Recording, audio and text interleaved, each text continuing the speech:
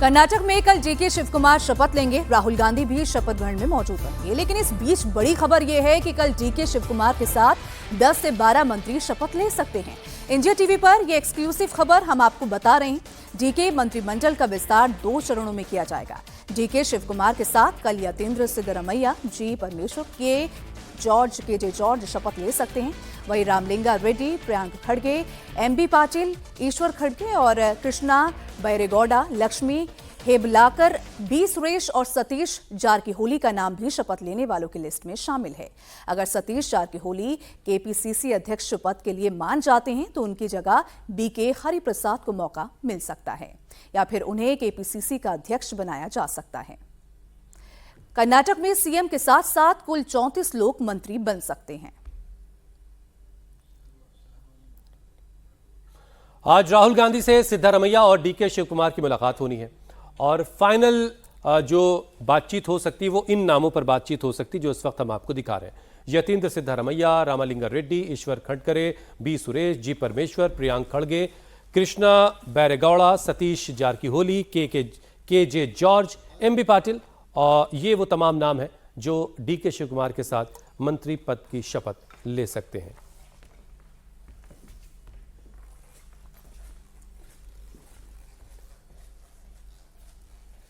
दिल्ली में सिद्धरमैया ने social balance बनाए रखने के लिए 3 डीसीएम नियुक्त करने का सुझाव दिया। कल देर रात तक इस बारे में मल्लिकार्जुन खड़गे, केसी वेणुगोपाल और रणदीप सिंह सुरजेवाला के साथ लंबी बातचीत हुई। वहीं डीके शिव कुमार ने आलाकमान से कहा कि वो अपने साथ कोई डिप्टी सीएम नहीं चाहते। अब राहुल गांधी इस पर आखिरी फैसला करेंगे।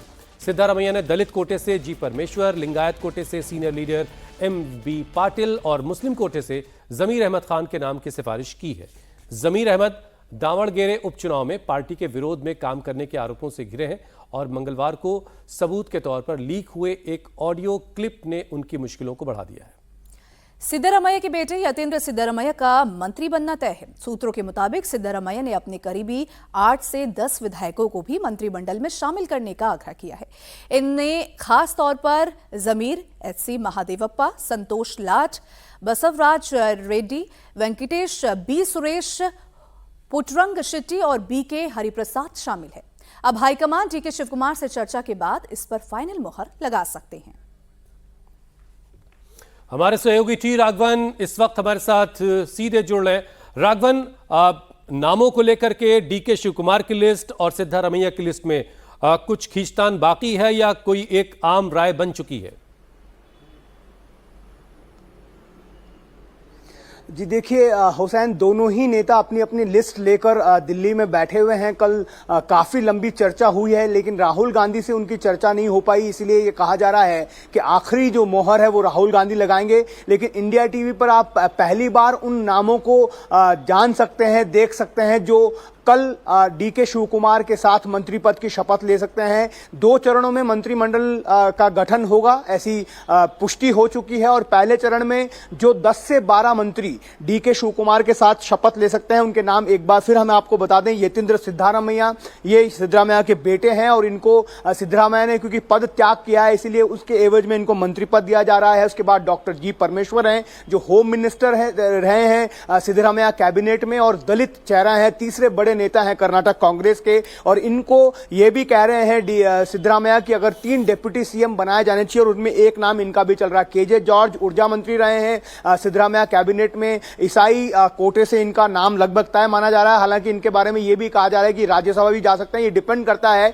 कि अगर सिद्धरमैया राज्यसभा नहीं जाते तो उनकी जगह इनका जाना तय लग रहा है। इनके बेटे राणा जॉर्ज को फिर इनकी जगह मिल सकती है। रामलिंगा रेड्डी ट्रांसपोर्ट और मुजराई मिनिस्टर रहे हैं सिद्धरमैया कैबिनेट में। प्रियांक खड़गे आपको पता ही है मल्लिकार्जुन खड़गे के बेटे और आईटी-बीटी मिनिस्टर रहे हैं सिद्धरमैया कैबिनेट में। MB Patil heavy industries ministry रहे हैं। ईश्वर खंडरे वन मंत्री रहे हैं। कृष्ण बैरेगौड़ा जो है वो हाईकमान की चॉइस माने जाते हैं, वो हालांकि किसी भी कैंप का हिस्सा नहीं है। लक्ष्मी हेब्बालकर को एक महिला चेहरे के तौर पर वो महिला बाल विकास कल्याण मंत्री रही हैं सिद्धरमैया कोटे के कैबिनेट में। और बैरती सुरेश, ये जो कुरबा लीडर है, 2 कुरबा लीडर यतींद्र सिद्धरमैया और बैरती सुरेश, इन लोगों का नाम सबसे आगे चल रहा है। इसमें सबसे बड़ी बात की है। कंटेंशन जो है हुसैन वो ये है कि सिद्धरामैया ने ये प्रपोज कर दिया है कि 3 डेप्यूटी चीफ मिनिस्टर होने चाहिए, तभी कास्ट और सोशल बैलेंस को बनाए रखा जा सकता है 28 के चुनाव के लिहाज से। हालांकि डीके शिव कुमार ये कह रहे हैं कि वो पावर सेंटर में किसी भी तरह का डिल्यूजन नहीं चाहते हैं, वो नहीं चाहते हैं कि अलग अलग पावर सेंटर्स बने, क्योंकि सिद्धरामैया भी अभी यही कह रहे हैं कि वो बेंगलुरु में रहकर सक्रिय राजनीति करेंगे, तो एक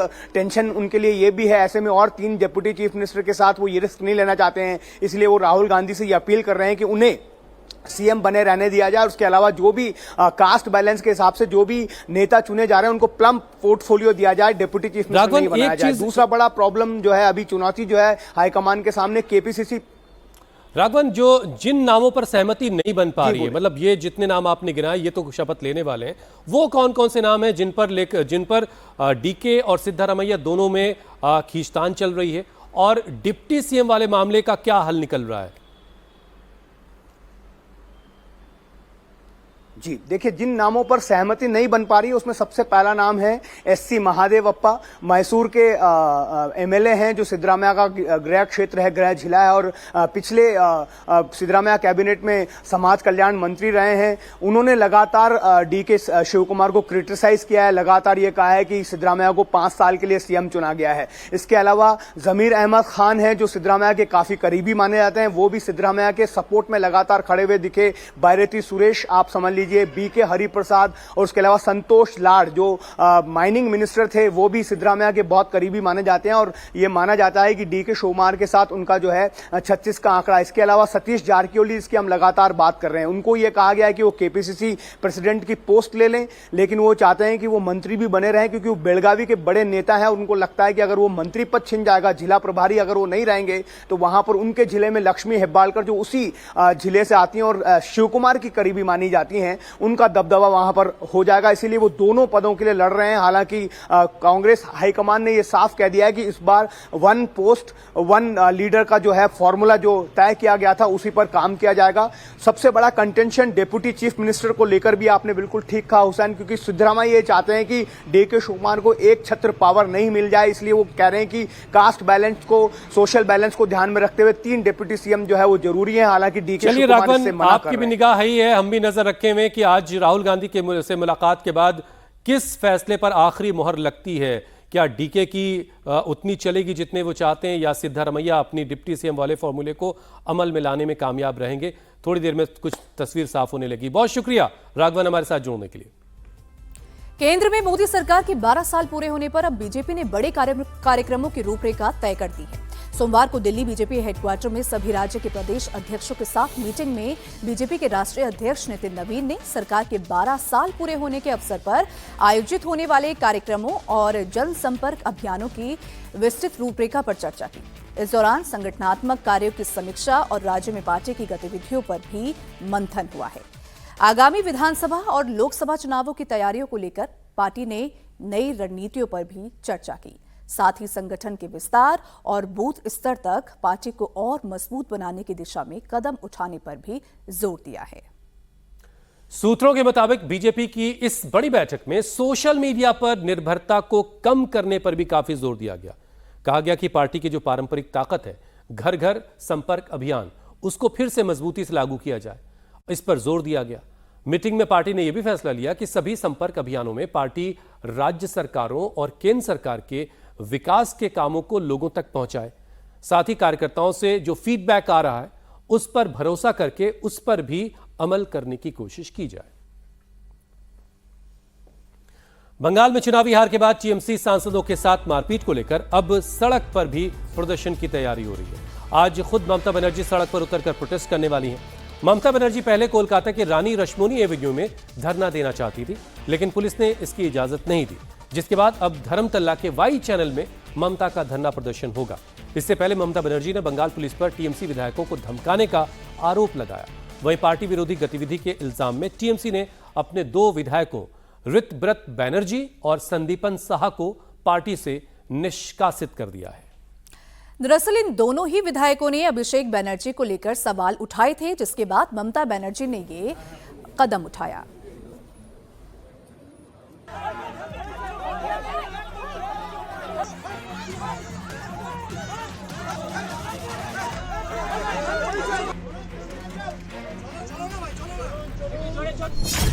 विधायकों के फर्जी साइन पर सवाल, बंगाल की सड़कों पर ममता का बवाल।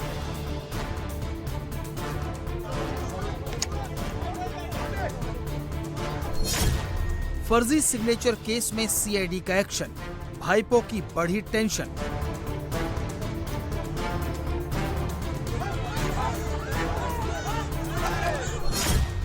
ममता के विधायक को किसने दी धमकी, बड़ी टूट की ओर टीएमसी।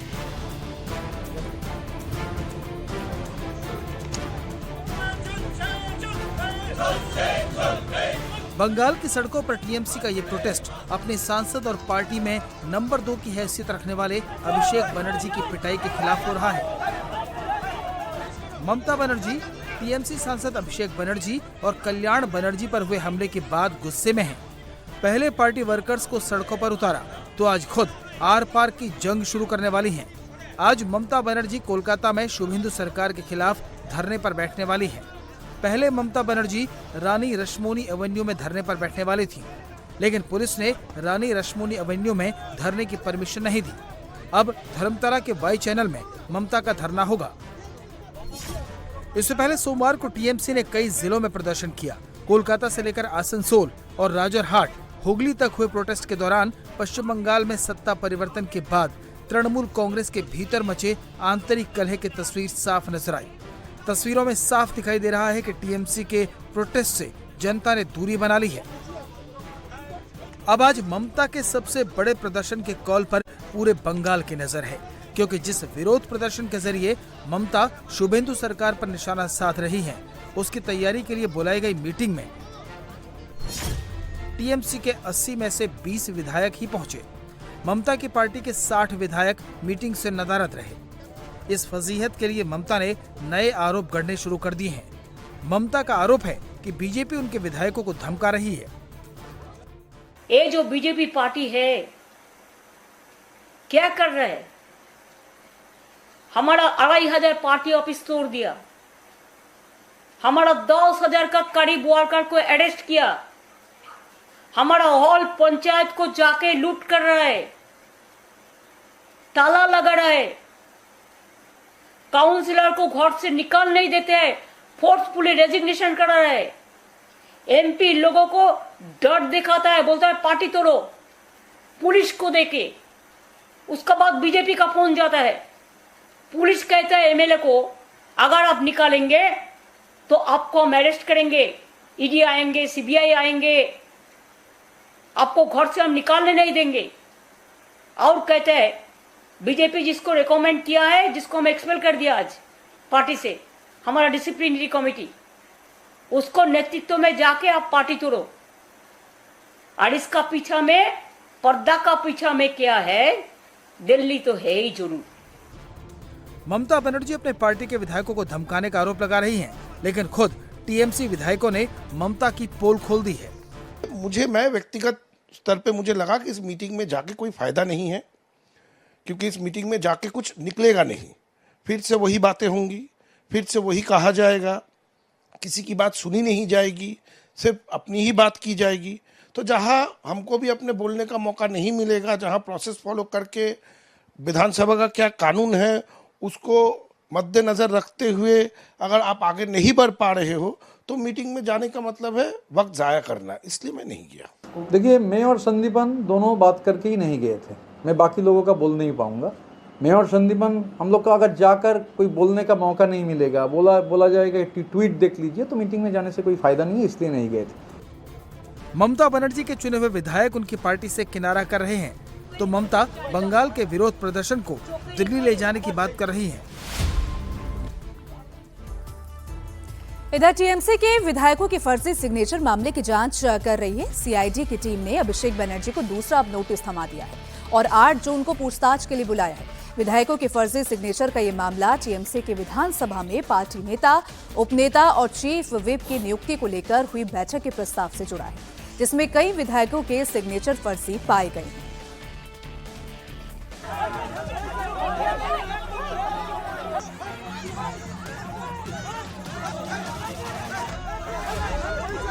ममता बनर्जी अपने भतीजे अभिषेक बनर्जी पर हुए हमले को नेशनल इश्यू बनाना चाहती हैं। लेकिन भतीजे पर फर्जी सिग्नेचर मामले में सीआईडी का शिकंजा कसता जा रहा है। इस केस में अभिषेक बनर्जी को पूछताछ के लिए सोमवार को सीआईडी की एसआईटी के सामने पेश होना था, लेकिन अभिषेक बनर्जी ने अपनी खराब सेहत का हवाला देकर पूछताछ में शामिल होने से इनकार कर दिया, जिसके बाद सोमवार शाम को सीआईडी की टीम सांसद अभिषेक बनर्जी के कोलकाता स्थित घर पहुंची और 8 जून को पूछताछ में शामिल होने का नोटिस देकर वापस लौट आई। जिस फर्जी सिग्नेचर केस में अभिषेक बनर्जी बुरी तरह फंस चुके हैं, उसकी क्रोनोलॉजी समझिए। 4 मई को बंगाल चुनाव के नतीजे आए। चुनाव में हार के बाद ममता को पार्टी में टूट का डर सताने लगा। 2 दिन के अंदर अंदर 6 मई को टीएमसी विधायक दल की मीटिंग हुई। मीटिंग में टीएमसी के कई विधायक नहीं आए। 9 मई को अभिषेक बनर्जी ने स्पीकर रथींद्र बोस को चिट्ठी लिखी। अभिषेक बनर्जी ने टीएमसी विधायक दल के नेता, उपनेता और चीफ व्हिप चुने जाने की जानकारी दी। अभिषेक बनर्जी ने विधायक दल की मीटिंग के प्रस्ताव की कॉपी नहीं लगाई। इसके बाद विधानसभा सचिवालय ने अभिषेक बनर्जी से विधायकों के सिग्नेचर वाली कॉपी मांगी, तो अभिषेक बनर्जी ने कुछ विधायकों के फर्जी सिग्नेचर करा के दे दी। 20 मई को यही चिट्ठी अभिषेक बनर्जी ने स्पीकर रथींद्र बोस को दी थी। इस चिट्ठी के साथ टीएमसी विधायकों के सिग्नेचर थे। आरोप है कि अभिषेक बनर्जी ने जो लिस्ट स्पीकर को सौंपी, उसमें ऐसे कई विधायकों के फर्जी सिग्नेचर कर दिए गए जो टीएमसी विधायक दल की बैठक में शामिल नहीं थे।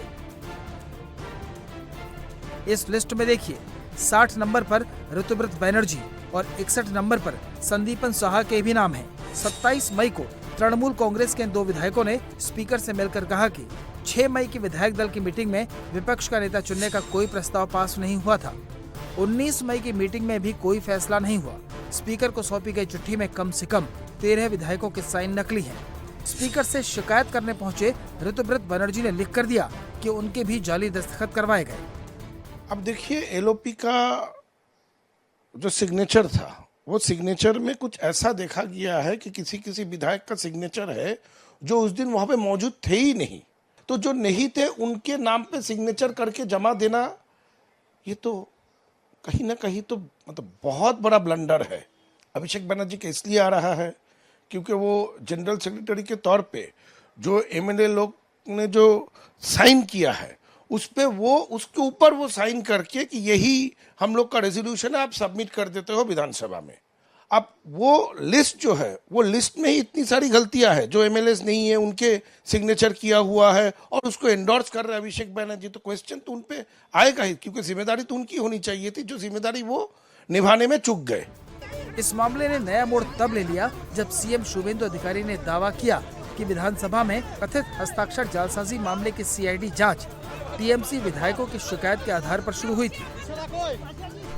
उन्होंने ऋतुव्रत बनर्जी और संदीपन साहा का नाम लिया। सीएम शुभेंदु के इस दावे के बाद ममता बनर्जी ने दोनों विधायकों को निष्कासित कर दिया। टीएमसी बंगाल का जनता का साथ तो भ्रष्टाचार किया है, अभी उनका खुद एमएलए का साथ भ्रष्टाचार कर रहा है। टीएमसी चोर है, अपने खुद चुने हुए एमएलए का सिग्नेचर चोरी कर रहा है। इसलिए जनता को ये मालूम होना चाहिए, इसमें बीजेपी और सरकार का कोई रोल नहीं है। जो कंप्लेन है, कंप्लेन 2 टीएमसी का एमएलए ने किया है, ऋतुव्रत बंदोपाध्याय और संदीपन साहा। इसमें कोई हमारी रोल नहीं है, लेकिन हम लोग इन्वेस्टिगेशन में प्राइमरी जो मिला है बहुत खतरनाक, चिंता का बात है। सीआईडी ने सिग्नेचर केस की जांच तेज कर दी है। सीआईडी के 5 अफसरों की एसआईटी फर्जी सिग्नेचर मामले में भाईपो की भूमिका की जांच कर रही है और अभिषेक बनर्जी को पूछताछ के लिए अब दूसरा नोटिस दिया गया है। टीएमसी से निष्कासित विधायक संदीपन साहा ने भी सवाल उठाए हैं कि 15 साल तक सत्ता और उससे पहले विपक्ष में रही पार्टी के नेता ने रेजोल्यूशन पास करने के लिए प्रोटोकॉल का पालन क्यों नहीं किया। देखिए, इससे पहले भी बैठक हुआ है। बैठक में ये प्रस्ताव था कि कौन दल नेता बनेंगे, कौन उपनेता बनेंगे और कौन चीफ व्हिप बनेंगे। अब 15 साल सरकार में रहने के बावजूद भी प्रोसीड्यूर फॉलो किए बिना ये रेजोल्यूशन जमा हो जाता है असेंबली में, और उसके बाद उस पर छानबीन शुरू हो जाता है, क्योंकि वो प्रोसीड्यूर, वो प्रोसेस, प्रोटोकॉल नहीं माना गया है। अभी वो सब जुडाइज हो चुका है। अभी फिर मीटिंग बुलाए हैं। अब क्या प्रोसीड्यूर का जानकारी लेके ये मीटिंग बुलाया गया है? ना कि फिर से एक रेजोल्यूशन में साइन करा के फिर वो सबमिट कर दिया जाएगा, फिर उस पर कंट्रोवर्सी होगा। देखिए, सबसे पहले जो कानून है, जो नियम है, इसकी जानकारी होना जरूरी है। इतना दिन का एक दल पहले भी विरोधी में थे, फिर सरकार में आए, आज विरोधी में गए हैं, लेकिन प्रोसेस फॉलो करना ही भूल गए। एक तरफ अभिषेक बनर्जी पर सीआईडी की जांच तेज है, तो ममता की पार्टी में बगावत के सुर तेज हो गए हैं। उलूबेरिया पूर्व के विधायक ऋतुव्रत बनर्जी ने चुनाव में हार के बाद टीएमसी पर बढ़े हमले को लेकर पार्टी नेताओं पर सवाल उठाए हैं, तो अभिषेक बनर्जी की पिटाई को लेकर भी तंज कसा है। जब अटैक हो रहा है, 26 दिन आप घर से निकल नहीं रहे हो। मैं तो उलूबेरिया पूर्व का विधायक, सामान्य विधायक, मैं तो अपना कॉन्स्टिट्यूएंसी में जा रहा हूँ, मुझे तो चोट कोई बोल नहीं रहा है।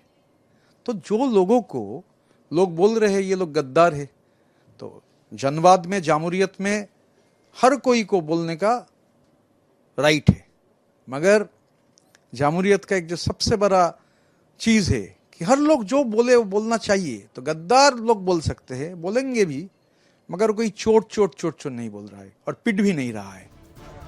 आज ममता ने सड़क पर उतरकर जंग का ऐलान किया है, लेकिन उनके सामने सबसे बड़ी चुनौती अपने विधायकों को एकजुट रखने की है। तो वहीं फर्जी सिग्नेचर केस में फंस चुके अभिषेक बनर्जी पर भी गिरफ्तारी की तलवार लटक रही है। इस वक्त की एक और बड़ी खबर आपको बता दें, सीबीएसई के 12वीं बोर्ड परीक्षा के नतीजों को लेकर परेशान चल रहे छात्रों के लिए एक बड़ी राहत वाली खबर है।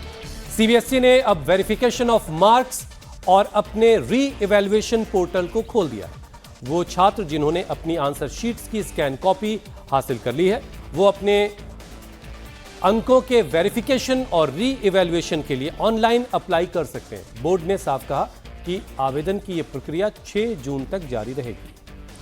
अब ऐसे में जिन छात्रों को अपने मार्क्स को लेकर कोई कंफ्यूजन है, वो तय समय के अंदर ही अप्लाई कर सकते हैं इसे अप्लाई।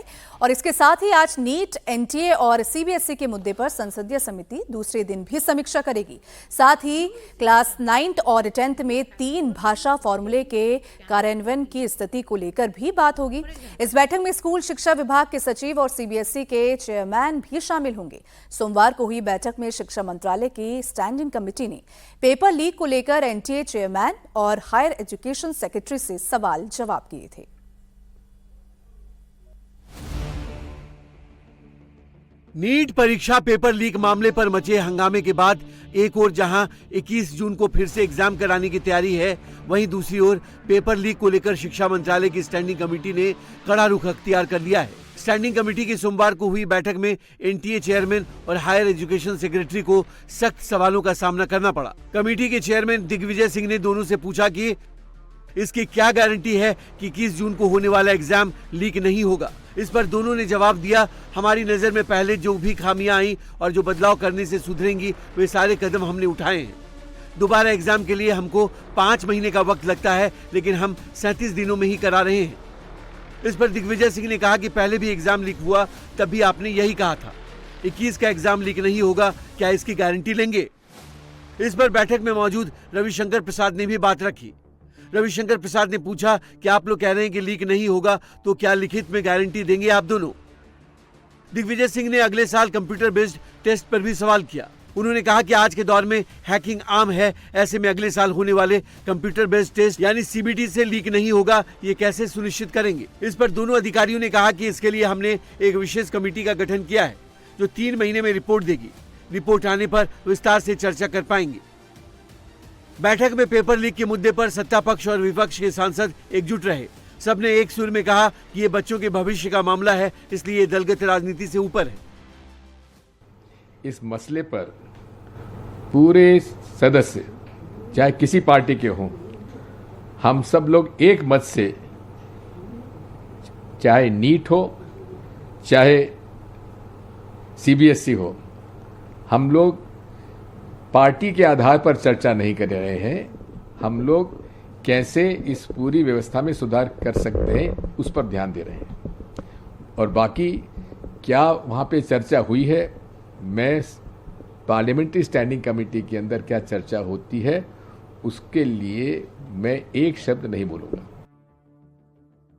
हालांकि बैठक के बाद दिग्विजय सिंह ने पेपर लीक पर शिक्षा मंत्री धर्मेंद्र प्रधान पर निशाना साधा। साथ ही उन्होंने भरोसा जताया कि इस मामले में खुद चूंकि पीएम की नजर है, इसलिए आगे ऐसा नहीं होना चाहिए। धर्मेंद्र प्रधान के निकम्मेपन के कारण प्रधानमंत्री जी को स्वयं अपने हाथ में लेना पड़ रहा है। उनका तो इस्तीफा हो जाना चाहिए प्रधान साहब का इमीडिएटली। हम लोगों को इस बात का भरोसा है कि जब प्रधानमंत्री स्वयं ने ले लिया है तो उसमें सब पूरी तरीके से इस सफलता से किया जाएगा, हम उम्मीद करते हैं। अगर इसमें भी लीक हो गया तो फिर तो हद ही हो गई। नीट के साथ अब सीबीएसई को भी सवालों का सामना करना पड़ रहा है। अब बड़ी खबर देश की राजधानी दिल्ली से है, जहां क्राइम कम होने का नाम नहीं ले रहा है। न्यू उस्मानपुर इलाके में 5 घंटों में 2 खौफनाक वारदातें सामने आई। 12 से 15 बदमाशों ने एक युवक पर ताबड़तोड़ चाकुओं से वार कर दिया, जहां इलाज के दौरान उसकी मौत हो गई। तो वहीं चौथा पुश्ता इलाके में बाइक से आए बदमाशों ने एक कैटरर पर फायरिंग कर दी। इसमें एक मासूम बच्चा गोली लगने से घायल हो गया। हालांकि मामले में पुलिस ने 2 आरोपियों को गिरफ्तार भी कर लिया है और बाकियों की तलाश जारी है। इसके अलावा साकेत और मुखर्जी नगर में भी बदमाशों का आतंक देखने को मिला, जहां साकेत में बदमाशों ने एक घर पर कई राउंड फायरिंग की, तो मुखर्जी नगर में एक शख्स को कैंची मारकर उसकी हत्या कर दी। जिन आरोपियों की तलाश में पुलिस की टीमें जुटी हुई हैं, वो लगातार हो रही वारदात से लोग अब दहशत में हैं और पुलिस की कार्यशैली पर भी सवाल खड़े कर रहे हैं।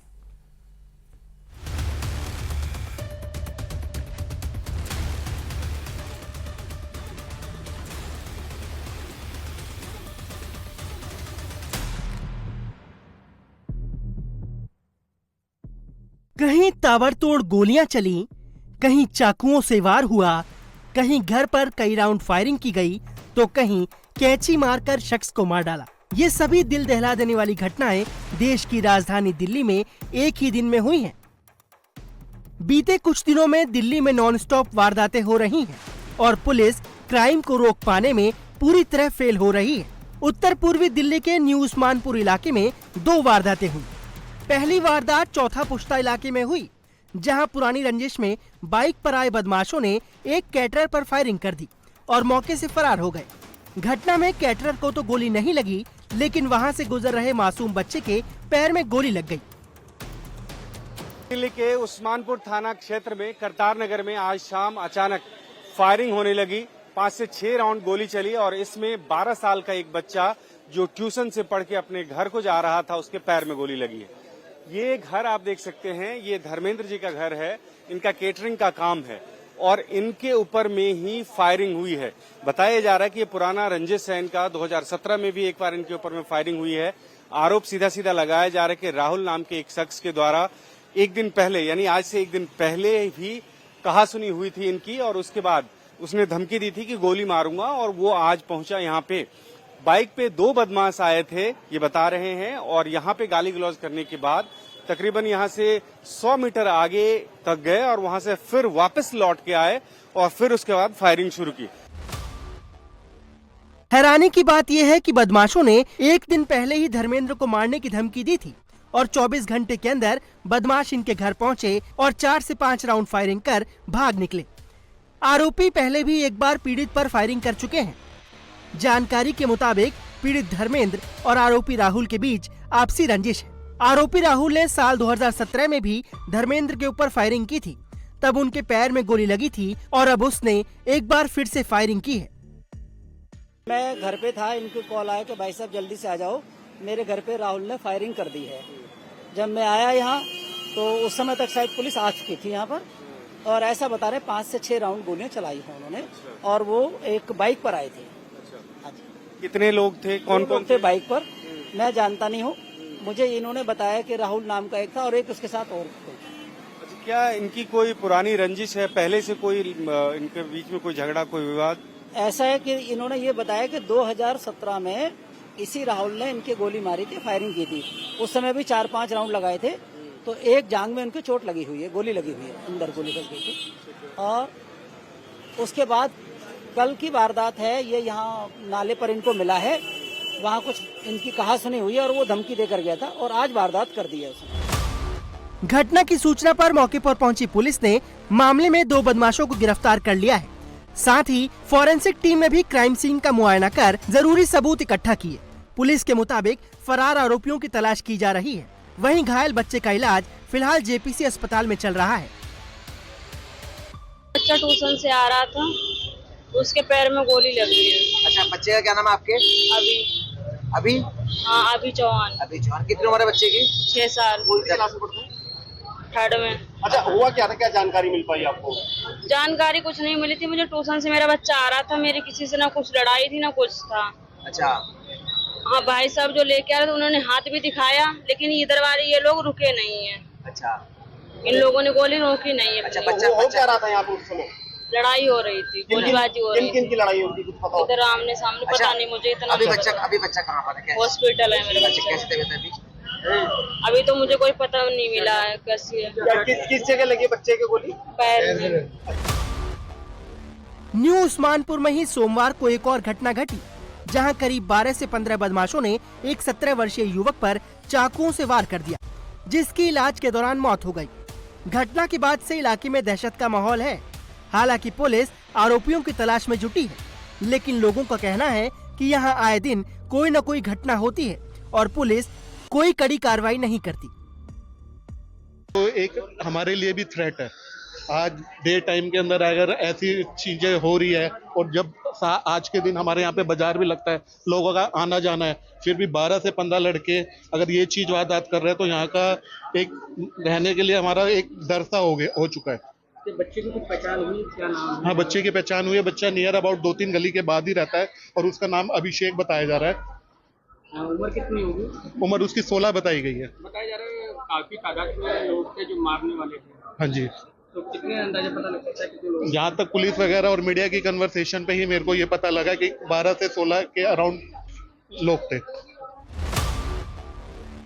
न्यू उस्मानपुर के अलावा साउथ दिल्ली के साकेत थाना क्षेत्र में भी गोलियों की तड़तड़ाहट सुनाई दी, जहां लाडो सराय इलाके में बदमाशों ने एक घर पर कई राउंड फायरिंग की और मौके से फरार हो गए। पुलिस अब बदमाशों की तलाश में जुटी है।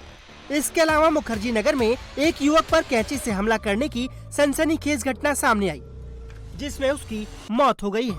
जांच में सामने आया कि मृतक दिलबहार गद्दे बनाने वाली एक दुकान में काम करता था, जिसका किसी बात पर अपने सहकर्मी शहजाद से झगड़ा हो गया और झगड़े के दौरान ही आरोपी ने कथित तौर पर दिलबहार पर कैंची से कई बार हमला किया, जिससे उसे गंभीर चोटें आईं और इलाज के दौरान उसकी मौत हो गई। हालांकि पुलिस ने आरोपी शहजाद को गिरफ्तार कर लिया है और मामले की जांच की जा रही है। ताबड़तोड़ वारदातों से दिल्ली वासी डरे हुए हैं। हर रोज होती घटनाओं के बाद कानून व्यवस्था पर गंभीर सवाल उठ रहे हैं। ऐसे में दिल्ली पुलिस के सामने क्राइम को कंट्रोल करना बड़ी चुनौती बन गया है।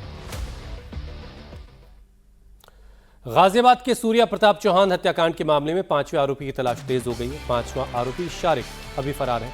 पुलिस उसकी गिरफ्तारी के लिए कई टीमें बनाकर उसकी तलाश कर रही है। इस मामले में असद के पिता समेत 3 आरोपी जेल भेजे जा चुके हैं। वहीं प्रशासन ने आरोपी असद के घर पर कार्रवाई का नोटिस चिपका दिया है। अधिकारियों ने पूरे इलाके में मुनादी करवाकर 15 दिनों के अंदर अवैध कब्जा हटाने का अल्टीमेटम दिया है। और बताया जा रहा है कि जिस मकान पर बुलडोजर चलाने की चेतावनी दी गई है वो आरोपी असद के पिता के नाम दर्ज है। नोटिस में साफ आदेश दिया गया है कि आरोपी को 15 दिनों के अंदर अपना जवाब उप जिलाधिकारी के ऑफिस में देना होगा और अगर 15 दिनों के अंदर खुद कब्जा नहीं हटाया गया तो प्रशासन बुलडोजर कार्रवाई करने के साथ ही इसका पूरा खर्च भी आरोपी से ही वसूलेगा। हरियाणा में इंडियन नेशनल लोकदल के विधायक अर्जुन सिंह चौटाला एक बार फिर से विवादों में घिर गए हैं।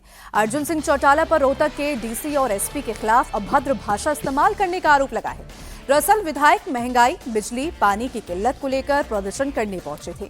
इस दौरान INLD ने आरोप लगाया कि करीब 4 घंटे बाद डीसी ज्ञापन लेने आए और इसी दौरान डीसी और एसपी से बहस हो गई। आरोप है कि बहस के दौरान चौटाला ने एसपी को सार्वजनिक तौर पर गाली दी। हालांकि मामले में अर्जुन सिंह चौटाला का कहना है कि प्रशासन का रवैया ठीक नहीं था और एसपी मुझे नहीं बताएंगे कि क्या बोलना है और क्या नहीं। डीसी साहब बात आया, इंतजार कराएंगे, कोई चिंता ना करें, हम भूलेंगे नहीं इस बात को।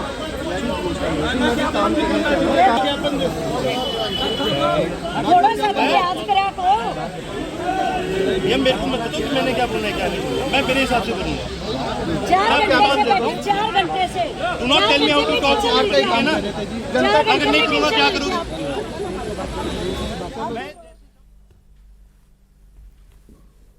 और अब खबर यूपी के मुजफ्फरनगर से, जहां पुलिस जबरदस्त एक्शन में है। दरअसल अहिल्याबाई होलकर की जयंती के मौके पर एक भव्य शोभा यात्रा वहां निकाली गई।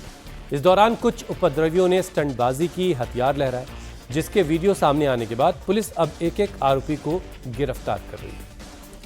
अब तक पुलिस 5 उपद्रवियों को गिरफ्तार कर जेल भेज चुकी है, तो वहीं वीडियो के आधार पर बाकी आरोपियों की भी तलाश जारी है। पुलिस के मुताबिक शोभा यात्रा के दौरान सड़कों पर खतरनाक स्टंटबाजी और ट्रैफिक नियमों की खुलेआम धज्जियां उड़ाई गई। तलवारें, लाठी, डंडे लेकर प्रदर्शन किया गया, जिससे इलाके के लोगों में डर का माहौल बना। ऐसे में प्रदर्शन करने वालों के खिलाफ सख्त कार्रवाई जारी है। भोपाल के हाई प्रोफाइल टुषा शर्मा की मौत के मामले में आरोपी पति समर्थ सिंह और टुषा की सास गिरिबाला सिंह को आज सीबीआई कोर्ट में पेश करेगी, जहां आगे जांच के लिए कोर्ट से एक बार फिर से रिमांड मांगी जा सकती है। इससे पहले सोमवार को सीबीआई की टीम सुसाइड सीन को रिक्रिएट करने के लिए भोपाल के कटारा हिल्स में मौजूद टुषा के ससुराल वाले घर पहुंची। इस दौरान सीबीआई की टीम अपने साथ एक पुतला भी लेकर गई, जिसके बाद बयानों के आधार पर क्राइम सीन को रिक्रिएट किया गया। सीबीआई की टीम आरोपी समर्थ सिंह और उसकी मां गिरिबाला सिंह को लेकर उनके घर पहुंची थी। घर में कहां टुषा ने आत्महत्या की, मौत के बाद उसे फंदे से कैसे उतारा गया, सीबीआई की टीम ने मां बेटे को घर ले जाकर घटनाक्रम का पूरा रिक्रिएशन किया। खबर यह है कि आरोपी समर्थ सिंह ने पूछताछ में बताया कि उसने ही टुषा को फंदे से उतारा था, जबकि मां गिरिबाला सिंह ने फंदे की गांठ खोली थी। यूपी के बागपत में मामूली से विवाद में एक युवक ने दूसरे युवक पर तलवार से हमला कर दिया। दूसरे युवक ने जैसे तैसे भागकर अपनी जान बचाई। ये वीडियो सोशल मीडिया में इस वक्त तेजी से वायरल हो रहा है। बताया जा रहा है कि किसी मामूली सी बात को लेकर विवाद हुआ और बात इतनी बढ़ गई कि युवक हाथों में 2-2 तलवारें लेकर मौके पर पहुंच गया। आरोप है कि उसने युवक को जान से मारने की धमकी देते हुए उस पर हमला करने की कोशिश की। युवक ने किस तरह अपनी जान बचाई, भाग करके घर में घुस गया। इसके बाद आरोपी तलवार लहराते हुए मौके से फरार हो गया। सीसीटीवी फुटेज में साफ दिखाई दे रहा है कि युवक फिल्मी अंदाज में तलवार लहराते हुए गली में दौड़ रहा है। बागपत के पुराना कस्बा क्षेत्र की एक घटना है और इस दौरान पास में खड़े लोग डरे सहमे दिखाई दिए। वीडियो वायरल होने के बाद पुलिस मामले की जांच कर रही है और कानूनी कार्रवाई की बात भी कह रही है। तमिलनाडु में बीजेपी को एक बड़ा झटका लग सकता है। तमिलनाडु बीजेपी के पूर्व अध्यक्ष और दक्षिण में पार्टी के प्रमुख चेहरों में से एक के अन्नामलाई पार्टी की सदस्यता से इस्तीफा दे सकते हैं। अन्नामलाई आज दिल्ली में बीजेपी अध्यक्ष नितिन नवीन से मुलाकात करने वाले हैं। कहा जा रहा है कि नितिन नवीन से मुलाकात में अन्नामलाई अपने फैसले की खबर उनको देंगे। यह भी कहा जा रहा है कि अन्नामलाई 4 जून को एक नई पार्टी का ऐलान कर सकते हैं। 4 जून को अन्नामलाई का जन्मदिन है। अन्नामलाई ने आईपीएस की नौकरी छोड़कर 6 साल पहले बीजेपी ज्वाइन की थी और पार्टी के प्रमुख चेहरों के तौर पर उभरे। अन्नामलाई अगर पार्टी छोड़ते हैं तो अभिनेता से नेता बने विजय के सीएम बनने के बाद यह तमिलनाडु की राजनीति में एक बड़ा उलटफेर होगा।